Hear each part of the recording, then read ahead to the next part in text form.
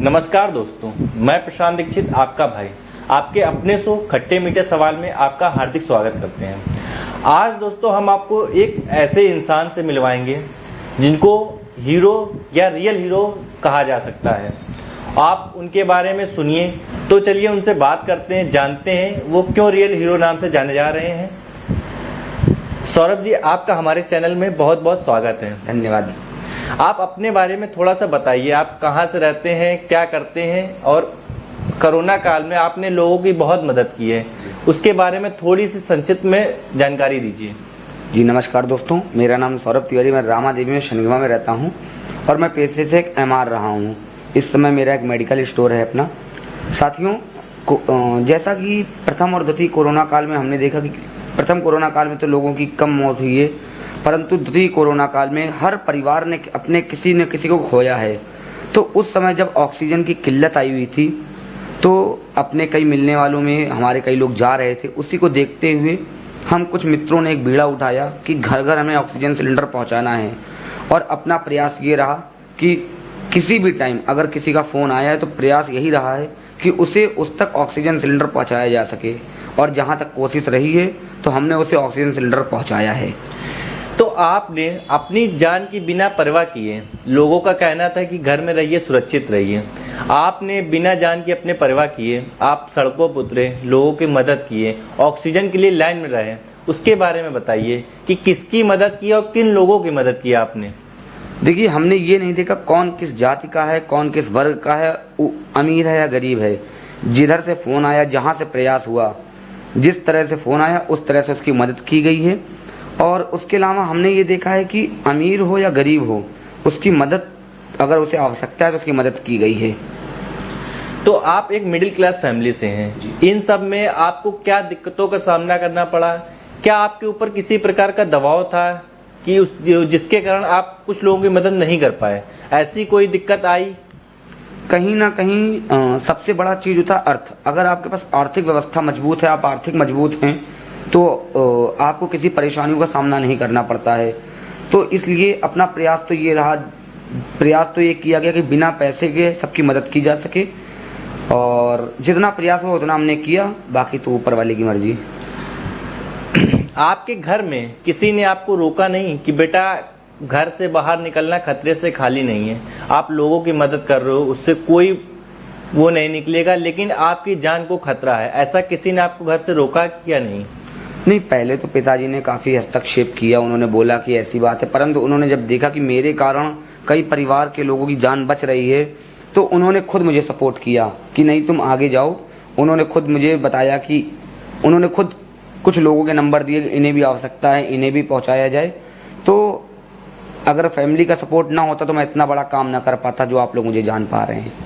जैसा कि मैंने आपकी फेसबुक प्रोफाइल खोल के देखी, उसमें तमाम पोस्ट थी जिसमें सभी फ्री कैंप, जिसमें मतलब अधिकतर चीज़ें फ्री निःशुल्क वाली ज़्यादा पोस्ट थी, ऐसा क्यों? जी, हमारी एक संस्था है अक्षर NGO, मैं उस NGO का संस्थापक हूँ। हमारी संस्था 2013 से चल रही है।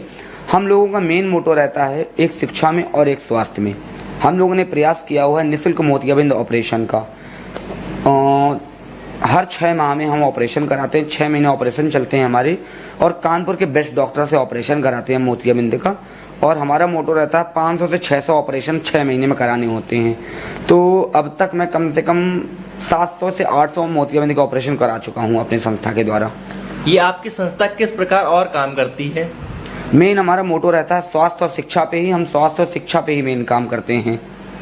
इस समय सामाजिक व्यवस्था जो चल रही है, अपने कानपुर देखें या पूरे प्रदेश के हाल देखें, उस बारे में आप क्या बोलेंगे? चाहे शिक्षा की व्यवस्था हो, पूरा मतलब समझिए बिल्कुल ना के बराबर उसका स्तर चल रहा है, और ना ही स्वास्थ्य में, इसके बारे में आप क्या बोलेंगे? देखिए, जैसा कि आप सभी जानते हैं कि एक तरह से हम देख चुके हैं इस कोविड काल में कि लोग आर्थिक रूप से अपने खड़े थे कि हमारे पास पैसा है, हमारी मदद कीजिए, परंतु लोग किसी भी प्रकार से मदद नहीं हो पा रही थी। तो हमें तो ये सोचकर चलना चाहिए कि एक दूसरे की मदद करते रहिए। आपसे जहाँ पे जिससे मदद हो पाए उसकी मदद, यही हमारा फ़र्ज होना चाहिए, सभी की मदद करना ही। जैसे सत्ता के लोभी, मतलब सत्ता के लोभी क्या, किसी भी पार्टी के लोग कोरोना काल में राशन बंटवा रहे थे, ठीक है, दवाइयाँ बंटवा रहे थे या सिलेंडर बंटवा रहे थे, उनको सत्ता का लोभ था कि मुझे सत्ता चाहिए, मैं मदद कर रहा हूँ जनता के बीच में, जनता मुझे जाने। आपने क्या सोच के मदद की? देखिए, हम लोगों का एज अ सोशल वर्कर तो एक ही सोचना होता है कि सामने वाले की मदद हो पाए, उसकी दुआएं हमको लगे, हमारा परिवार स्वस्थ रहे, हमारे लोग स्वस्थ रहें और हमारे जो भी जानने वाले हैं वो स्वस्थ रहें, अच्छे रहें, यही हमारा मकसद होता है। इसमें किसी प्रकार का कोई स्वार्थ नहीं था? अगर स्वार्थ से अपने कार्य करते तो हम कार्य ही ना कर पाते, और बिना स्वार्थ के ही कार्य करना चाहिए, क्योंकि अगर आप किसी चीज़ में स्वार्थ देखेंगे तो आप कार्य ही नहीं कर पाएंगे। लेकिन सरकार द्वारा आपको किसी भी प्रकार की मदद दी गई या नहीं? नहीं, सरकार द्वारा तो मदद कोविड काल में जिसने भी कार्य किया होगा, शायद ही कोई ऐसा हो जिसे सरकार द्वारा मदद की गई हो। लोगों ने अपने ही लोगों से बात करके अपने ही सारे कॉन्टेक्ट्स में लोगों की हेल्प लेकर ही मदद की है। आपके साथ इस राहत कार्य में कौन कौन और लोग थे, उनका नाम बताइए। देखिए, मेरे कई साथी मेरे साथ रहे हैं, जैसे मैं हमारे बचपन के मित्र हर्ष प्रताप सिंह चौहान रहे हैं, पंकज प्रभात जी रहे हैं, सानू समाजवादी जी रहे हैं, अंसार जी रहे हैं, प्राणवीर जी रहे मिशन एनजीओ, और मीनाक्षी गुप्ता जी रही हैं, और कई और ऐसे मित्र हैं, डॉक्टर उत्कर्ष वाजपेयी रहे हैं, जिन्होंने कोविड काल में कम से कम 300 से 400 लोगों को ठीक किया है, कोरोना में कोविड पेशेंट्स को ठीक किया है। इसके अलावा सबसे बड़ा योगदान जो कानपुर में रहा है मेरे देखते हुए, वो बब्बर गैस एजेंसी फजलगंज का रहा है।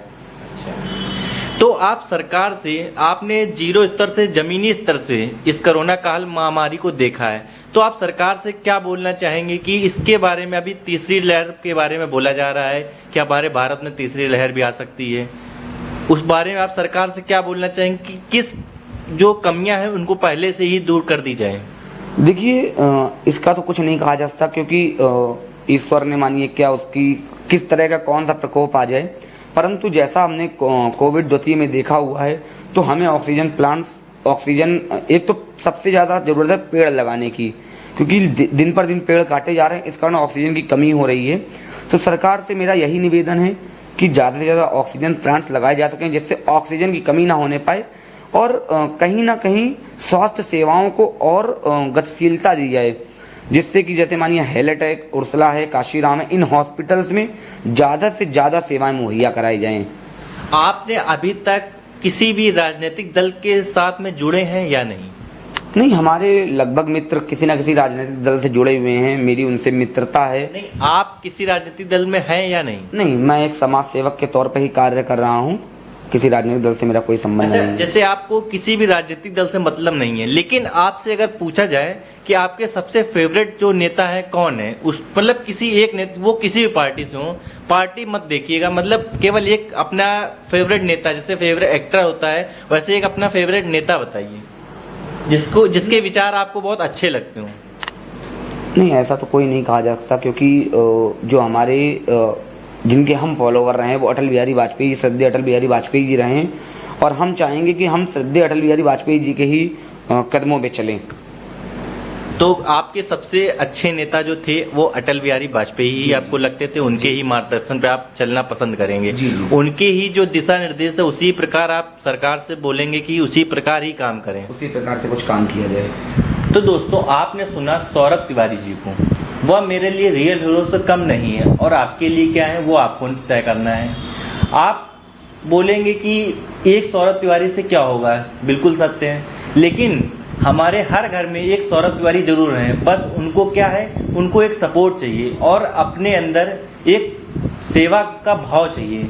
जैसा कि हम देख रहे हैं समाज में कई अराजक तत्व हैं, लेकिन कुछ अच्छे तत्व भी हैं, जैसे कि एक उनका उदाहरण सौरभ तिवारी जी हैं। उनसे हम जानेंगे कि हमारे समाज को और जो युवा वर्ग है उसको एक दो लाइनों में उनसे क्या संदेश वो देना चाहते हैं अपने युवा वर्ग के लिए। देखिए, मैं अपने युवा साथियों को, अपने वरिष्ठ जनों को एक ही संदेश देना चाहता हूँ आपके खट्टे मीठे सवाल के माध्यम से कि साथियों, हमें आज के समय में कई एनजीओ चल रहे हैं, हमें किसी न किसी एनजीओ के माध्यम से या स्वयं के माध्यम से हर वर्ग की मदद करनी चाहिए, और मदद हमें उसकी करनी चाहिए जिस वर्ग को उसकी सबसे ज़्यादा आवश्यकता है। तो मैं आप सभी साथियों से यही निवेदन करता हूँ, आप किसी न किसी की मदद करते रहिए, क्योंकि ईश्वर न करे अगर कभी आपको मदद की आवश्यकता पड़ी तो कहीं ना कहीं ऊपर वाला किसी न किसी इंसान को आपके लिए मदद के लिए जरूर भेजेगा। तो दोस्तों अब आपको फैसला करना है कि आपको सौरभ तिवारी जैसे अच्छे तत्व बनना है या अराजक तत्व बनना है। जय हिंद, जय भारत।